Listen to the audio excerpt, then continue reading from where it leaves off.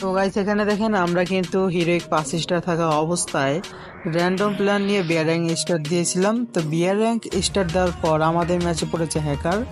তো জেনারেশনও হ্যাকার না, কিন্তু মারাত্মক লেভেলে হ্যাকার। তো দেখেন কি হয়, আমাদের 1 নাম্বার কিন্তু এদিকে যাইতেছে, প্রথমে ওকে মেরে দেয়, তারপর আমাকে মেরে দেয়, ঠিক আছে। তো হ্যাকারের ক্যাম্প থেকে এখন দেখেন কিভাবে মারছে, মানে শুধু এখানে বসে আছে, গানগুলো সুইচ করতেছে।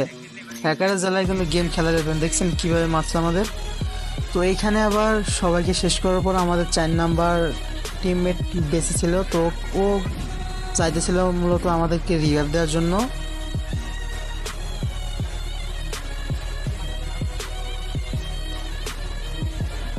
তো এখন দেখেন 4 নাম্বার যখন 1 নাম্বারকে নামিয়ে দেয়, একজন প্লেয়ারকে রিভাইভ করে দেয়, তখনই সেই হ্যাকারটাই আবার আমাদের 4 নাম্বারকে মেরে দেয়। তাহলে বলেন এই অবস্থায় কিভাবে খেলবো আমরা বিয়ার র্যাঙ্ক? এই হ্যাকারের জেলে খেলতে পারতেছি না।